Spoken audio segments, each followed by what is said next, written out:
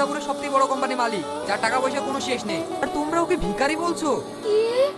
এই, ও যদি এত বড় কোম্পানির মালিকই হবে তাহলে ফুটপাতে দাঁড়িয়ে ফুচকা খাবে কেন? এসব তোমরা কি বলছো?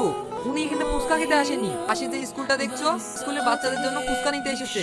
আপনাকে আমি বললাম আর একটা স্টলে হবে না, 5-6টা স্টল লাগবে। আমার আবার এদিকে মিটিং এর টাইম হয়ে যাচ্ছে। তুমি এক কাজ করো, এই টাকাটা দিয়ে যাও, সেগুলো এসে খেয়ে যাবে। Okay sir. আর হ্যাঁ, আমার তরফ থেকে ওনাকে কিছু টিপস দিয়ে দিও। Excuse me sir.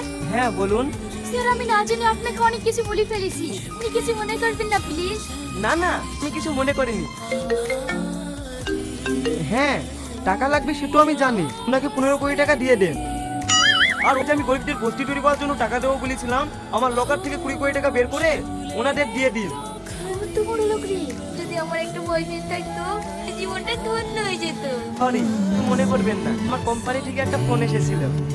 না না, কি মনে করিনি, আমি তো খুব ব্যস্ত মানুষ। না মনে করলে একটা কথা বলবো? হ্যাঁ বলুন। আপনার ফোন নাম্বারটা পাওয়া যাবে? কেন? না মানে একটু। আচ্ছা ঠিক আছে, টোকেন। আচ্ছা ঠিক আছে স্যার, আমাদের আবার কলেজে দেরি হয়ে যাইছে, আমরা আসছি।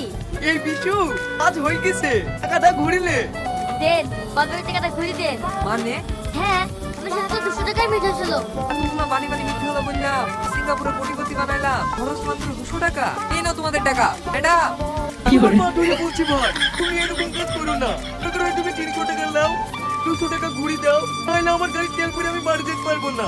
শাল আর ভিখারি এখানে এসে কোটিপতি সাজতে এলাও।